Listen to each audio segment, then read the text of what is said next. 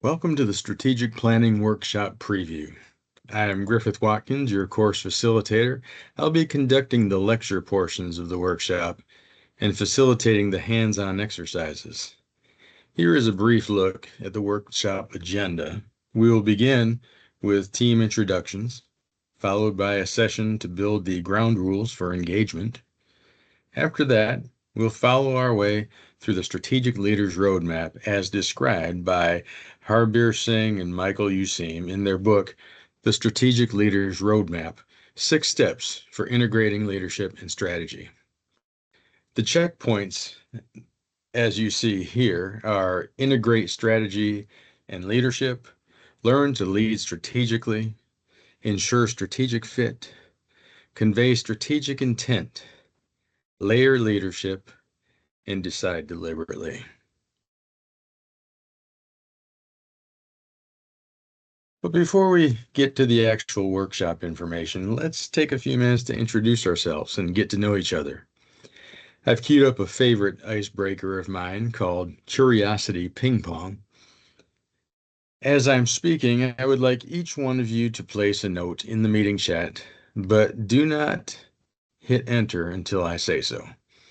The note that I want you to submit is a fun fact about yourself that no one in the class knows about you.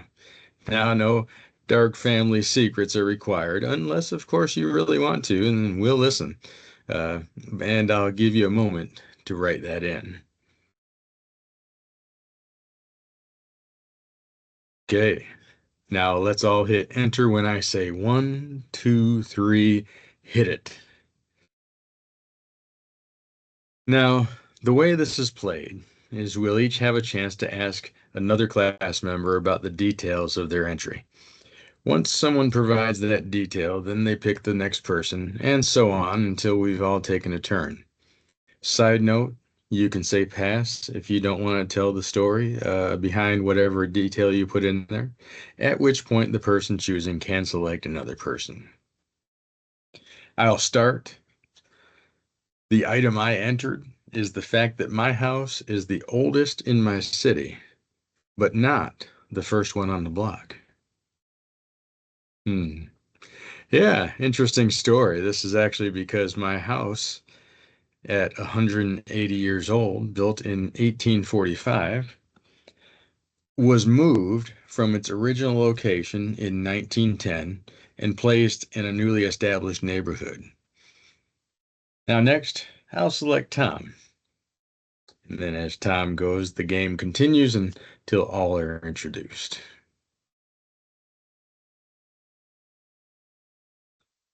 Now that we've all gotten acquainted with each other, let's go over what we're going to be doing. The purpose of this workshop is to learn, as leaders, how to think strategically daily. The materials followed or used during the workshop are the Strategic Leaders Roadmap, 6 Steps for Integrating Leadership and Strategy by Singh and Useem, Strategic Doing, 10 Skills for Agile Leadership, and Strategic Planning for Success, Aligning People, Performance, and Payoffs. And this workshop will take place over 2 days.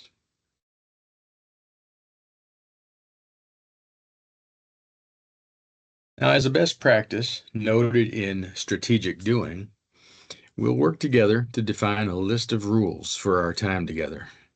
This helps to ensure that we get the most out of our time together, and that's a psychologically safe space as well. I call them the rules of engagement. Now here you'll see some general rules that teams use. We're not bound to these, but I just wanted to give you some examples of what we're looking for. Things like being prepared and punctual, staying mentally and physically present. Yes, that's right. Laptops closed, emails off. Sure, we've all been into those meetings where we've been multitasking. I'm guilty multitasking myself, but not during these meetings. We're going to have those laptops closed. Contribute to meeting goals. Let everyone participate. Listen with an open mind. Think before speaking. Stay on point and on time. Attack the problem, not the person. Close decisions and identify action items, and then record outcomes and follow up. Now, as I mentioned, these aren't all the rules that we're going to do. We're actually, as a team, going to do those when we get into the workshop. But just to give you a preview so you're thinking ahead of time, the types of things that we'll be looking for to set a solid round of rules of engagement.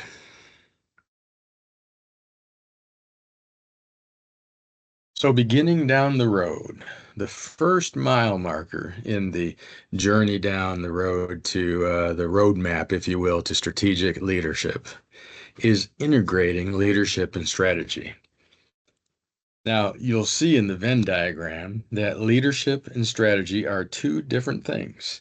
Leadership is focused on the people of the organization. Do we have the right people? Do the people have the right teaching, the learning, have the right skills? Strategy, on the other hand, is focused on the organization. Do we have a plan to reach the next step? Do we have a plan to reach the ideal vision that we're looking for? Those kinds of things. Now, in today's world, as you see on the page here, these are a few of the reasons why more and more, if you're going to be a successful organization, global organization at that, you've got to meet in the middle to have strategic leadership, not just one or the other. So the intersection, their strategic leadership, you may ask, why is this so important? Well, the answer seen here, here are 5 reasons why integrating leadership and strategy is a must for organizations to move forward successfully. These are provided by Singh and Useem in their book. 1, market globalization. It requires organizations to be strong in strategy and leadership. It's a smaller and smaller world every day due to the connectivity of all of the markets around us. Then we have contracting life cycles for products, along with the changes in the markets. They put a higher premium on sound strategy and competent executive teams that are able to execute that strategy. And again, the global marketplace increases organizational competition. There are so many more competitors out there now, and it allows more opportunity for market disruptors. Those people you weren't looking for, and all of a sudden they came out of nowhere with an idea or a product that is different than everybody else's. You're seeing that more and more now as we get into the global marketplace. The new markets and new economies, as well as disruptors in established advanced economies, mean, again, greater competition. And finally, 21st century investors are bringing higher expectations for executive leaders to have that vision, that strategy to win, and the leadership to make it happen.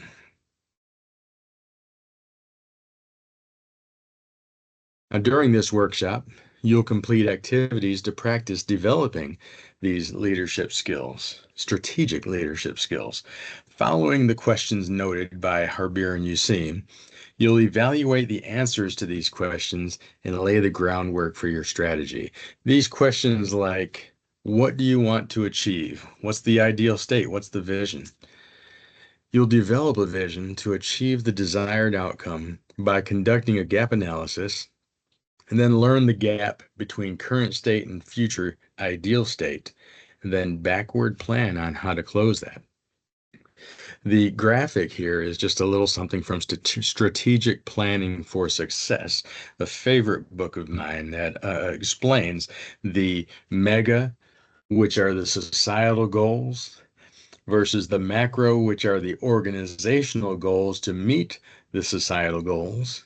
And then the micro, which are the operational things. Those are the details. This is where the rubber meets the road.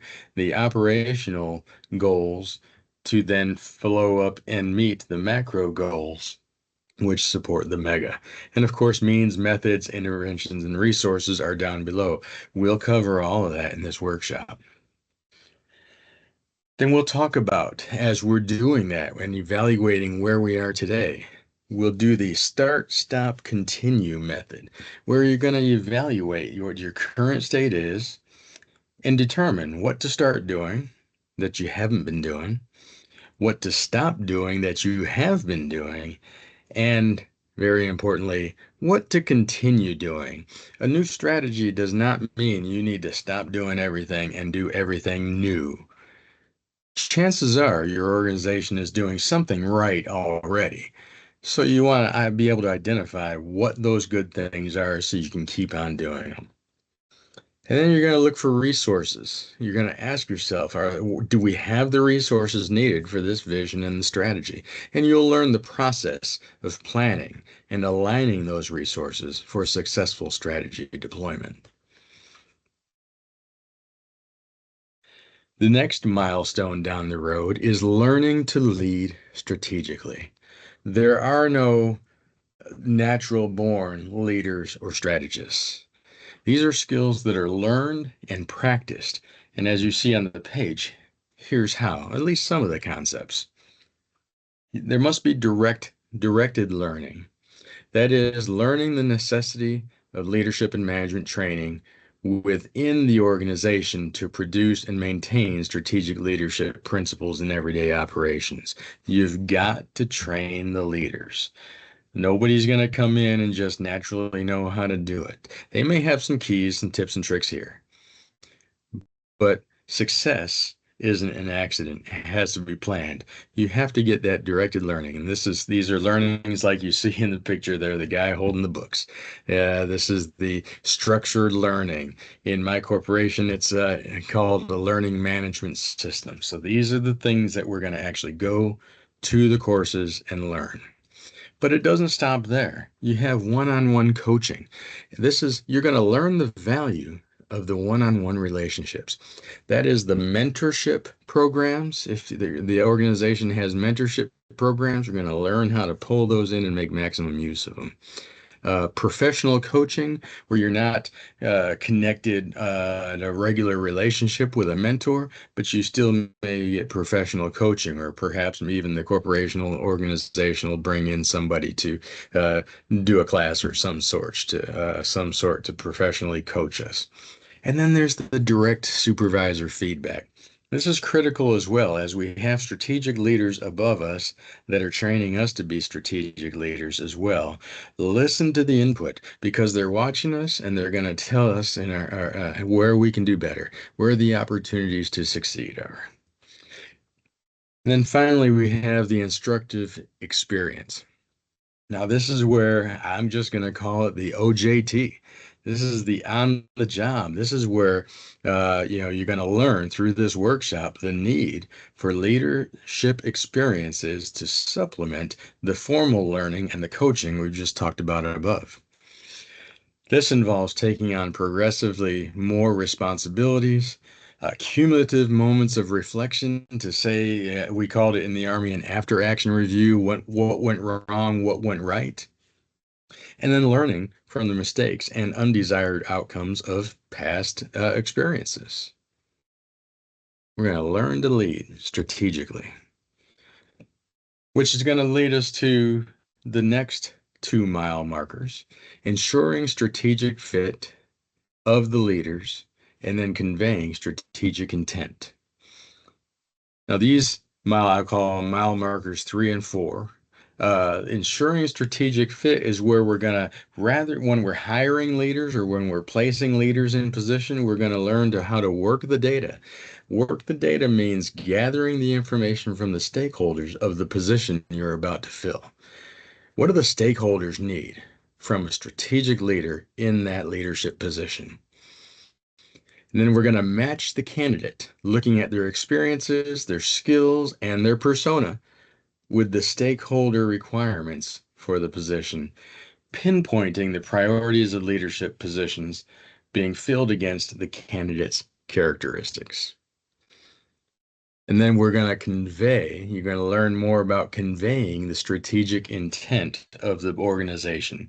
And when we say convey strategic intent, what we're talking about is communicating the strategic agenda with great clarity so that everybody in the organization knows precisely what it is. But the thing to understand about the strategic intent, you need to provide the organizational strategy, but you're not providing the details down to the nth degree of how to implement it. The leader leaves that to the people they're passing, the subordinates they're passing the vision, the strategy on to. I'm telling you what our strategy is, the leader says, but I won't micromanage how you get us there.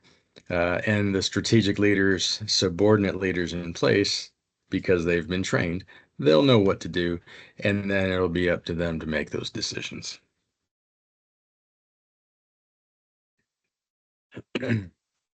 Next, we talk about layered leadership. This is where we have strategic leaders all across. The critical to successful leadership is the layering, where it's not enough to have strategic leaders at only the executive level. Successful organizations have strategic leaders at each major level, and each subordinate leader has a more detailed strategy than their supervisor because their strategies include the tasks and strategies necessary to feed into their leader's strategy. So this chart here from strategic planning and success gives just a brief introduction to the concept there. Where you have the mega level, this is the high level organizational goals. It's going to be at the social level. How do we impact society? This is the ideal vision. And then that's going to be supported by the organizational, the macro level outputs, where at the organizational level, we're giving results delivered to our external clients that are going to impact the social outcomes as well.